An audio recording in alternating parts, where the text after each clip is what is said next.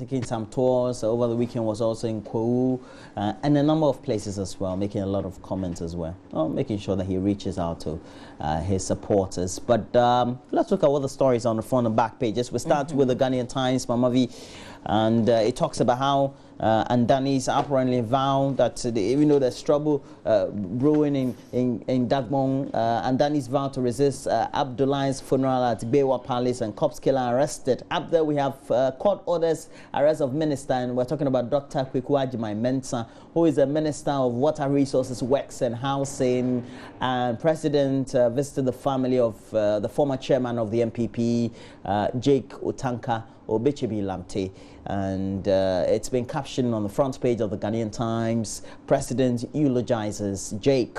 Back page we have Stars Sink Mambas, Grant satisfied with performance even though we drew in the return on Sunday in that country, Mozambique. I think we played in Maputo, yes. I'm staring at this picture on the front page of the Daily Graphic. Here we go. Let's relish our successes, says President Mahama. You find Bishop Dakiwood Mills in this photograph, and the story says that he's talking to President Mahama after this service was a massive service, by the way. Those with them are Archbishop Duncan Williams and Reverend Steve Mensah, picture by Abuhan Singh on the front page of the paper. Andani royal family blames government for delays in bringing killers of Yana to book. Kwewu chokes at Easter. Court grants South Africans bail, but BNI defies order. So let's look at some Kwewu pictures inside the Daily Graphic newspaper. Is asking us to go to page 33, so that's where I'm headed now. And then you would find, hopefully we see a lot of pictures, okay. So what we find, okay, it's a lot of paragliding activities, and also an accident on the Kwewu's Cup, they say. So all that, but apologies for the gory pictures. Let me see the pictures. Okay, oh, sorry. Yeah. Okay, so Kwewu, in a lot of things happen in Kwewu, man. It's like it's a beehive of activity. Yeah. But it's more like what happens in Vegas stays in Vegas. What happens in Kwewu during the Easter stays. I think I love that. Whatever happens in Vegas stays in Vegas. And we're not Las Vegas. Yeah. So what happens in Kwewu stays in the mountains. I tell you. Okay, so the graphic doing well by bringing us some pictures. You can grab it and take a look. There were a few accidents yesterday, holiday Monday as well. But this story of the Andani royal family blaming government, we dealt a little bit even here on Joy News, particularly on News Desk yesterday. But the story says the Andani royal gates of the Dagbon traditional area in the northern region has attributed the delay in bringing justice to the overlord of the Dagbon kingdom, Yana Yakubu Andani, as a planned effort by government to shield the perpetrators. It will be recalled that Yana was killed in cold blood by some unknown assailant on March 27, 2002, together with some of his sub-chiefs and elders in the Bewa Palace and Yendi. However, 14 years after the crime, nobody has been punished in connection with the crime. And the sense that I got from the conversation yesterday on News Desk was that government should handle the criminal aspect of it and leave the traditional bits, the customs bit, to the people to deal with it. But either way, we don't seem to, there's no clear way forward. I mean, either way, because it's become a very sensitive issue. Usually government is very much in the midst of absolving itself of any sense of responsibility, because we know that it can be quite feisty when either side becomes a lot more peeved with the action of what the state will take, whether they support or not support one of the sides. And the ramifications usually the politicians or the political elite don't want to be held responsible for. I think it makes a lot of sense in many respects. It's better than if we were witnessing government interference, because those accusations usually doesn't bode well. But I think I seem to agree that the criminal aspect should be dealt with. It should be dealt with, we've had a case, and we should not necessarily even be pointing at government. We should ask the security agencies to act. I don't think with the history of what happens in Dagbon, it's always going to be the case. There's always a hand that's going to be pointed out by one of the family towards a government in power, or a certain group of politicians who perhaps are in a particular party who are in power or not in power at a particular point in time. So you see that the main parties, the NPP and NDC, very much try to, as if have a certain touch and go attitude towards the whole. It's a very lukewarm. The paper takes us back to last year. Let me just read a little bit of that.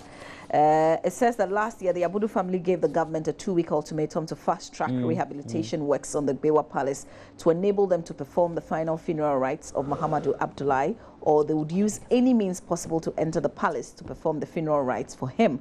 However, this ultimatum did not go down well with the Andani family, who also, in the press statement, expressed their readiness to face any person who would attempt to use any means possible to enter the Gbewa Palace. Okay, so I guess this will continue 14 years.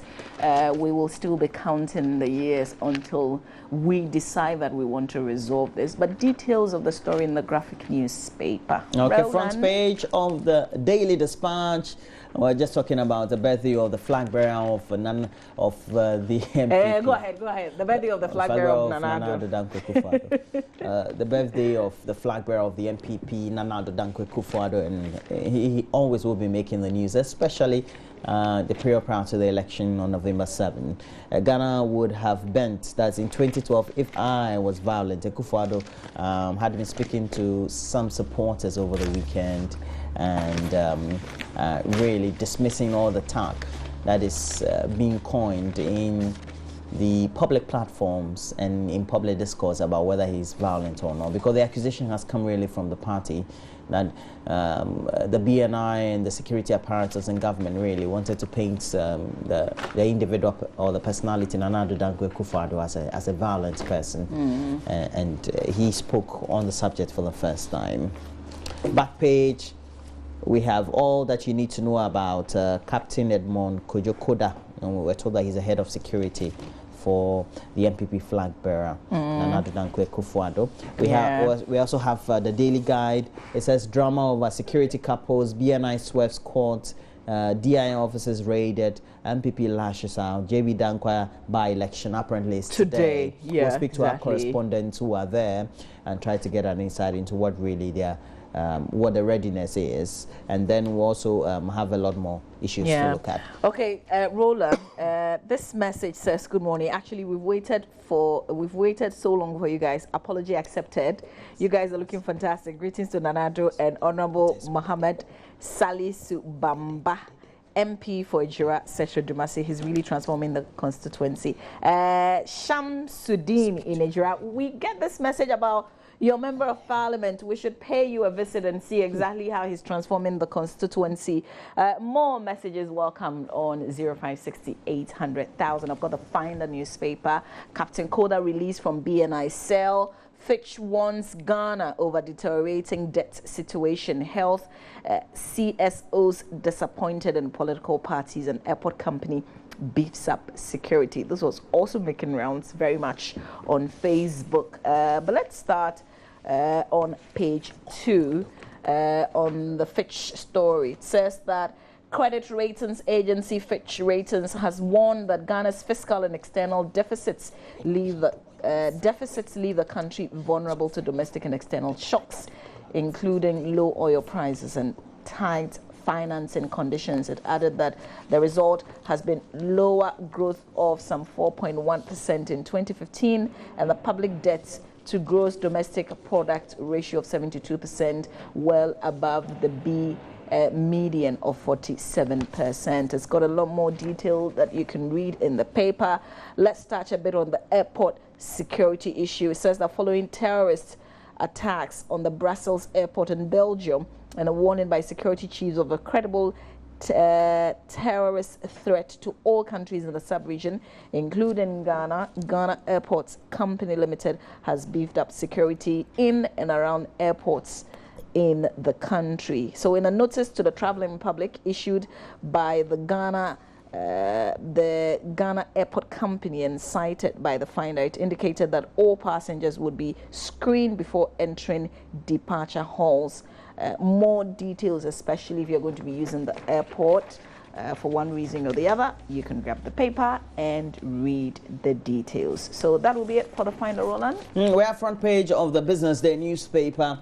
And it has the story, who is killing the Ghanaian economy? Dangote builds 1,000 bed capacity hospital at $12 million.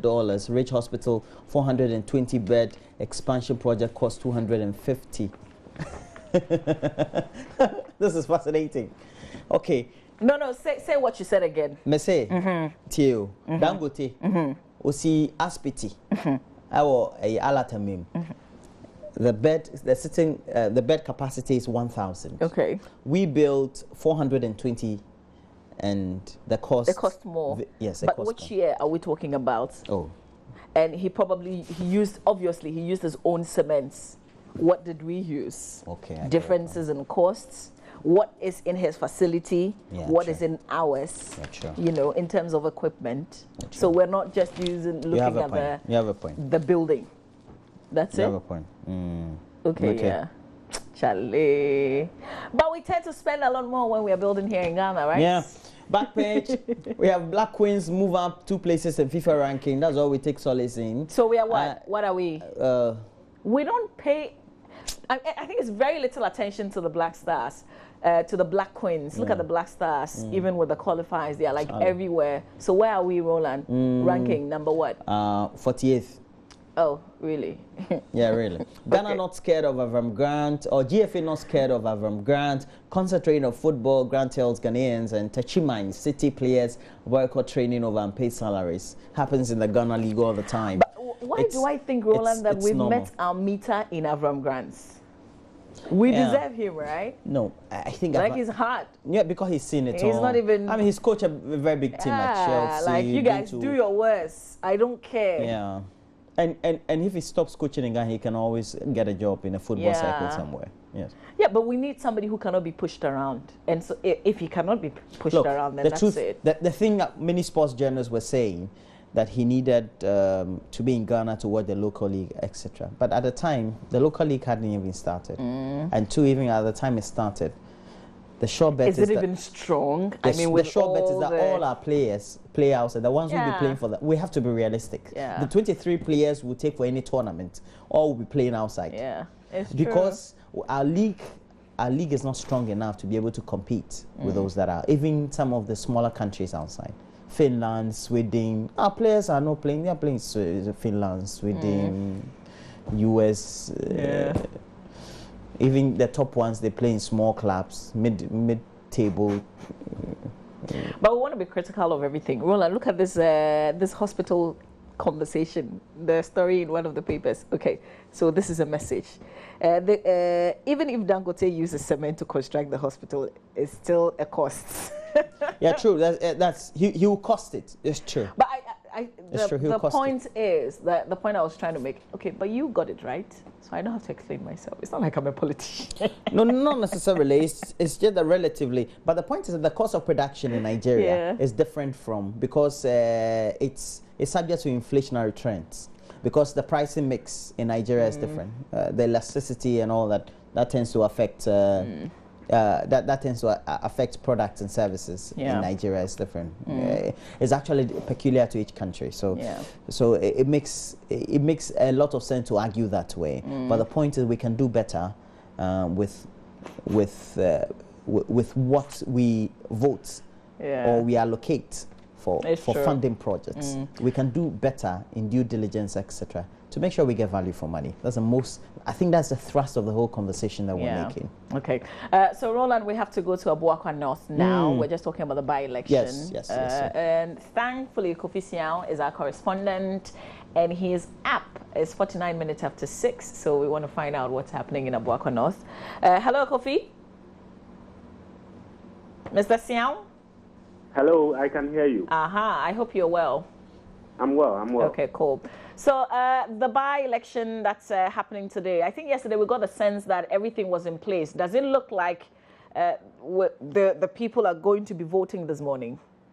Yes, people are already in queue, and they are expecting that by 7 o'clock, when that is the official time the EC will allow voters to, cast their vote. That they are expecting that by that time they will, join the queue. Already they are in the queue.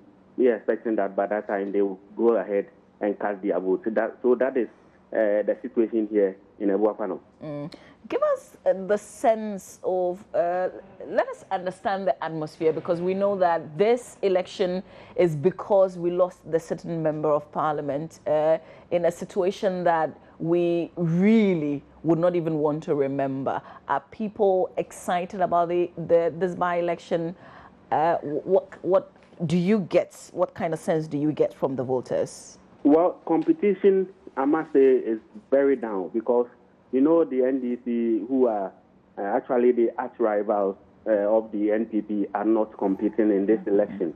And if they are not competing, one will expect, if they are not competing, one will expect that the enthusiasm or the kind of, feeling that people who are attached to this process will go down. And that is exactly what is going on here in Ebuakwa North. People are not really coming out in their numbers, because people really think that is a done deal for the NPP, even though some political parties, that is the GFP and the UFP, are into this competition. But they believe that they cannot pose a threat to the NPP, because that has been their seat since 1996. Kofi, do we know the number of polling stations open for this election? Well, 69 polling stations, and 40,000 people are expected to cast their vote. They are the eligible, voters to cast their votes this morning or today. The EC director in the Eastern region yesterday told me that everything was in place. They have their ballot boxes. They have all the materials that contribute to, voting. They have everything in place, and they are very sure that when the voting process starts, everything is going to be smooth. They're not going to record any kind of inconveniences. Finally, Kofi, let's talk about security. How does it feel, even with some 7 or 8 minutes to 7? Well, security here is very, very, very tight. The polling stations aren't many, and they are only 69. And you would expect that the policemen who will be detailed to provide security at these polling stations are so many. Some of them were drawn from Koforidua to complement that of the District Police Command in Tafo. So here at the police station where I am, I can find about 2-3 policemen who are armed, and they are ensuring that security here is assured. All right, Kofi, we'll leave it here. We'll touch base with you, but don't hang up yet. Roland has a quick one for you. Now, Kofi, I know you mentioned that because the other parties, notably the NDC, which will be the main party that would contest the MPP as any other strong force, even though we know that very constituency is a stronghold of the MPP.